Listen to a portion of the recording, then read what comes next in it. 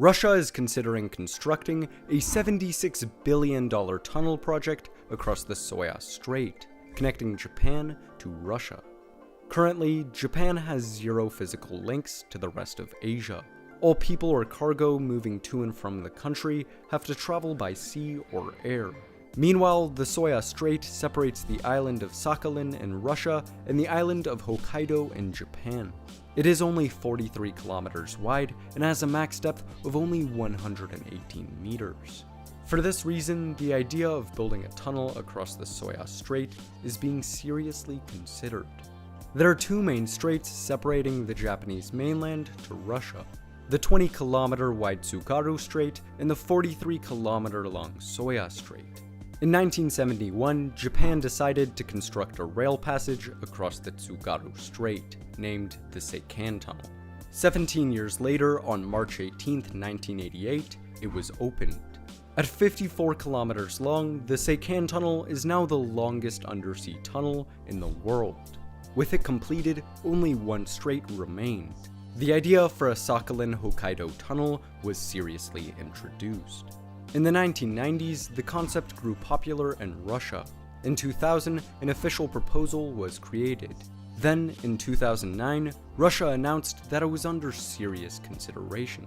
A Sakhalin-Hokkaido tunnel would be approximately 50 kilometers long and 150 meters deep. This is very feasible. The Seikan Tunnel is 54 kilometers long, and the Rogfast Tunnel, which is under construction in Norway, has a max depth of 392 meters. The tunnel would most likely include 2 machine-bored rail tunnels and a central service tube, along with several ventilation shafts.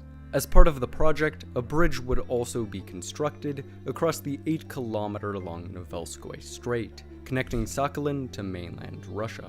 In fact, there is already a partially completed tunnel across this strait. It started construction in 1950, but was halted after Stalin's death in 1953, with just 2 shafts completed. Lastly, the project would include new railways in Sakhalin and the Khabarovsk region to connect the tunnel to the Trans-Siberian Railway. In 2000, it was estimated that this tunnel project would cost around $50 billion US, or $76 billion in 2021. Such a link would have major benefits. First of all, it would turn the 4.5-hour-long ferry trip from Wakhanai to Korsakov into a 2-hour-long train ride. The tunnel construction would create thousands of jobs and would reinvigorate Japan and Russia's construction industries. In addition, the link would boost economic activity and development on both sides, especially in Russia. This would encourage people to stay in Sakhalin and the Khabarovsk region, which are experiencing population declines. Moreover, the tunnel would serve as a feat of engineering, potentially passing its neighbor 500 kilometers to the south as the longest undersea railway tunnel in the world. However, the connection's main advantage would be providing the first physical link between Japan and mainland Asia. Tokyo to Moscow would be an 8-day-long train ride. Japanese goods would be able to reach Europe and other Asian nations directly by rail, significantly improving global trade. And if a Bering Strait tunnel was built, Japan would be directly linked to the US and the rest of North America. The tunnel could become a major trade route for coal, lumber, metal, and other raw materials heading from Russia to Japan. This trade could improve ties between the two countries, who have still not signed a formal peace treaty for World War II. Lastly, the connection would serve as an alternative to the proposed Korea-Japan tunnel. It would be less than half of its cost, while having very similar benefits. However, a Sakhalin-Hokkaido tunnel would also have major issues. First of all, the region is a seismic zone. It's still possible to build a tunnel, but earthquakes would present a major difficulty. The Seikan Tunnel, which crosses 9 geologic faults, was plagued by landslides, flooding, and transportation accidents during construction, which took the lives of 34 workers. In addition, with it being so long, tunnel fires would present a major threat. Furthermore, Japan and Russia use different rail gauges. This would cause logistics issues, forcing all freight and people to transfer between trains. Moreover, unlike the proposed Korea-Japan tunnel, there are no large population centers on each side. This would result in very little local passenger traffic, decreasing the potential benefits. And while Russia is eager to work with Japan, Japanese enthusiasm for the project has been low. Near the end of World War II, the Soviet Union snatched the nearby Kuril Islands from Imperial Japan. Russia still holds them today.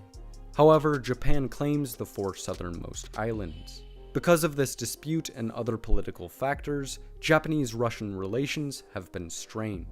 According to a 2017 survey, 64% of Japanese citizens view Russia unfavorably.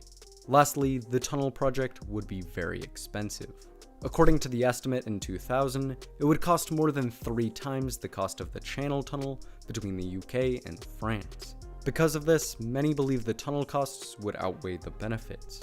In addition, many believe the project costs could be better spent elsewhere, for example on improving Russia's schools, hospitals, and other essential infrastructure. Lastly, it is unclear where the funding would come from.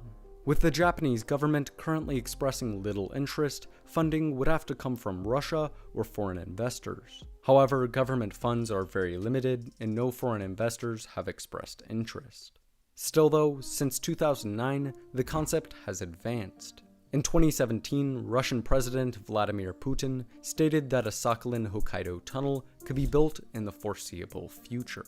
Then, in late 2019, Valery Limarenko, the governor of Sakhalin Oblast, announced plans for a $10 billion bridge across the Soya Strait that will connect Sakhalin to the mainland by 2035. It will come with 580 kilometers of new rail lines, linking Sakhalin's infrastructure to the Trans-Siberian Railway. Once this is complete, all required infrastructure except the main tunnel will be in place, making it ever more appealing. Still though, Japanese interest in the project is low. If Japan is unwilling to participate, the tunnel will not be built. To solve this, some people have speculated that Russia could hand over the disputed Kuril Islands to Japan in exchange for funding and political support of the tunnel.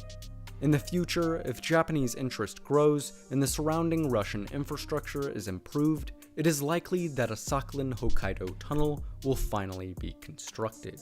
The connection would link Japan to mainland Asia and beyond, while increasing development in Russia's eastern territories. What do you think? Will Russia and Japan eventually construct a Sakhalin-Hokkaido tunnel? Let's talk about it in the comments below. If you enjoyed this video, it would be amazing if you like and subscribe for more videos very similar to this one. Thanks for watching, and see you next time.